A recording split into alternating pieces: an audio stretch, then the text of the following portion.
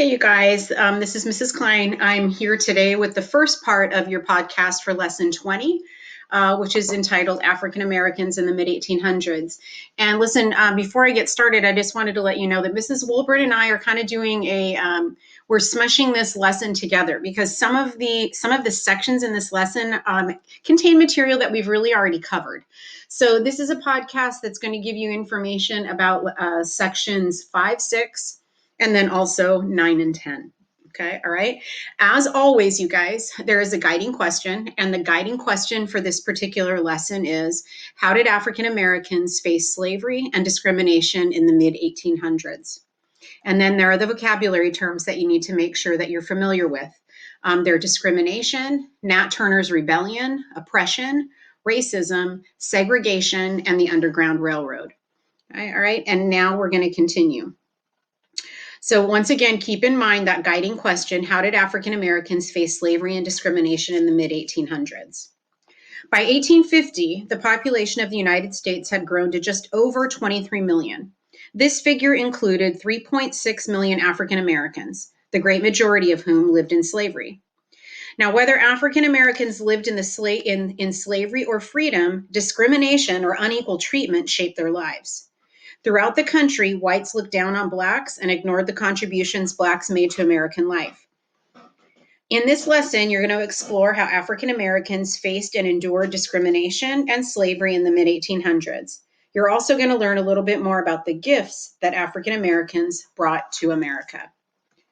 All right, you guys. So the experience of African Americans in the mid-1800s depended upon where they lived and whether they lived in slavery or freedom. Okay, the law defined slaves as property, which meant that slaveholders could legally do almost anything with their slaves. As property, slaves had none of the rights that were guaranteed by the Constitution that free people took for granted. So there's a lot of discrimination at work. Okay, all right, and that's in the South. In the North, there also is that discrimination. Even though African Americans in the North lived freer lives, they still experienced discrimination or unequal treatment everywhere they turned. Policies of segregation separated blacks from whites in nearly all public spaces. Now we're going to be moving on and talking about the controlling slaves. So we're shifting back down to the South. Slavery was a system of forced labor that required slaveholders to keep slaves firmly under control for the system to work.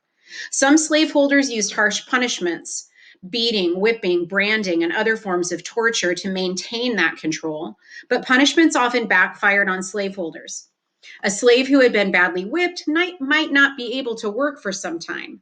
Harsh punishments were also likely to make slaves feel more resentful and rebellious. Slaveholders instead preferred to control their workforce by making slaves feel totally dependent on their masters. They also kept their workers as ignorant as possible about the world beyond the plantation. Frederick Douglass's master said that a slave should know nothing but to obey his master, to do as it is told to do. Slaves who failed to learn this lesson were sometimes sent to slave breakers.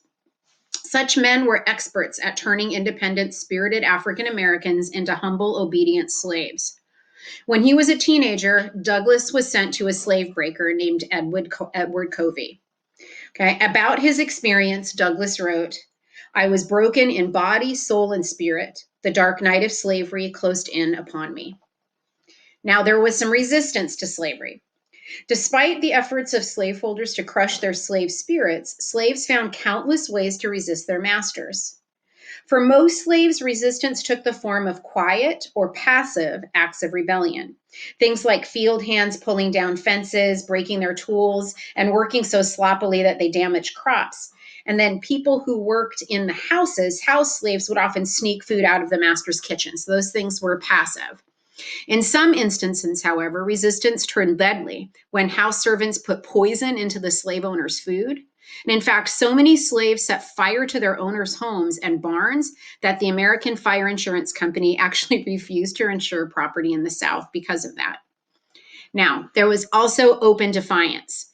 When pushed too hard, slaves refused to work, rejected orders, or they even struck back violently. Frederick Douglass reached his breaking point one day when the slave breaker Covey began to beat him for no particular reason, and Douglass fought back. And this is what he says. My long crushed spirit rose, cowardice departed, bold defiance took its place, and I now resolved that however long I might remain a slave in form, the day had passed when I could be a slave in fact. I did not hesitate to let it be known of me that the white man who expected to succeed in whipping must also succeed in killing me. Now, sometimes slaves, you guys, ran away. They tried to escape by running to freedom in the North. Though runaway slaves risked being mauled by dogs, brutally whipped, or even killed if caught, Douglass and countless other slaves took the risk of being able to try to get to safety. Okay, thousands of runaways. Now, you guys, when they ran away, what I put on here for you guys to see is this reward. It was a pretty hefty business for you to be able to return a runaway slave to its master in the South. And it didn't matter if you ran to the North, because a slave catcher was allowed to go into the North and drag somebody back to the South in order to be able to recoup that reward. Now, thousands of runaways, you guys, escaped to free states and then also to Canada with the help of something that's called the Underground Railroad, which was a secret network of free blacks and sympathetic whites. Under a number of guides or conductors risked their lives to help escaping slaves travel the freedom train. One of the most successful of these was Harriet Tubman. Now, at times, you guys, there also were some serious, violent rebellions. Resistance erupted into violent rebellion. Slave revolts occurred in cities, on plantations, and even on ships at sea. In 1822, authorities in Charleston, South Carolina, learned that Denmark Vesey, a free black, was preparing to lead a sizable revolt of slaves. Vesey, along with more than 30 slaves, was arrested and hanged. That's before he even did anything, you guys. This is just, he's there, and they heard that he was thinking about doing something, and they swoop in and they arrest and they hang a bunch of people.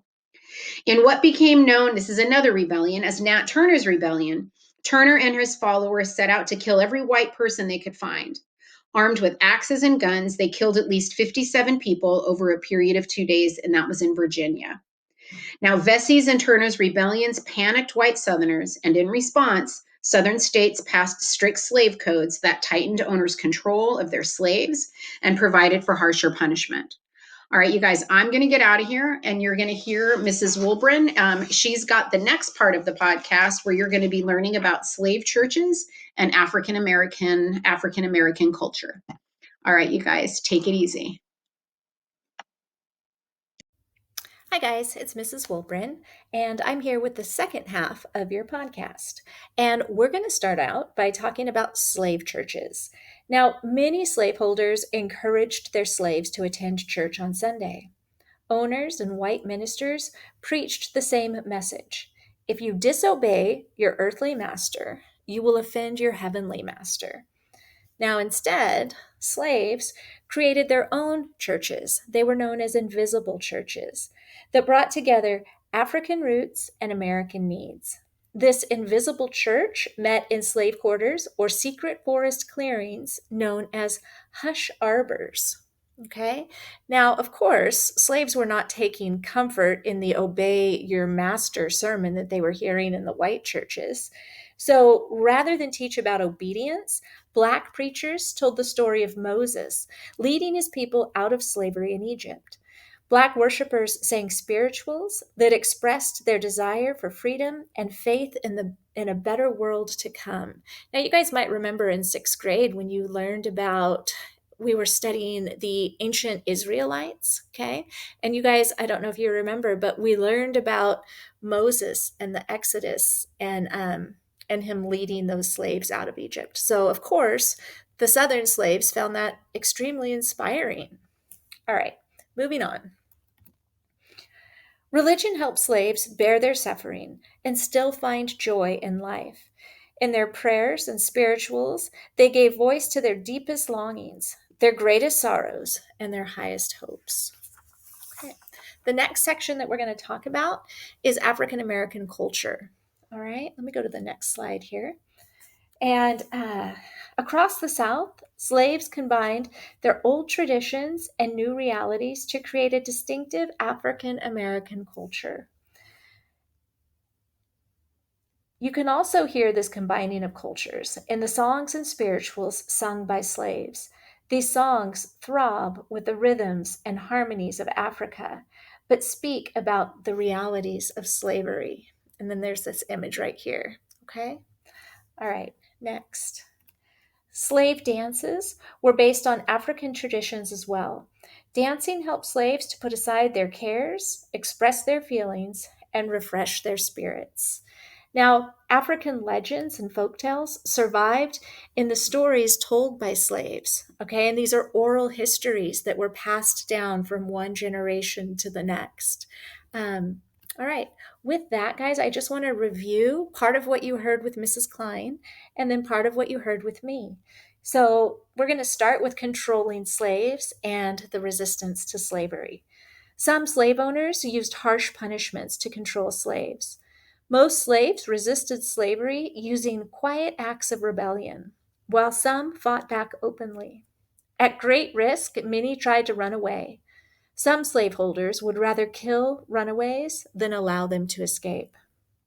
Okay, next we're going to talk a little bit about slave families and churches. So, enslaved African Americans created families and communities under the most difficult conditions. Slaves spent Saturday nights at social events and worshiped in their own churches on Sundays.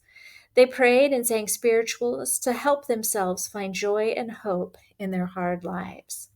And lastly, we have African American culture. Africans brought many languages and cultural traditions to the United States. The combination of old and new cultural traditions was expressed through their quilts, songs, dances, and folk tales. And with that, we are done, guys. So please take good care of yourselves, and we'll be talking to you soon. Thank you.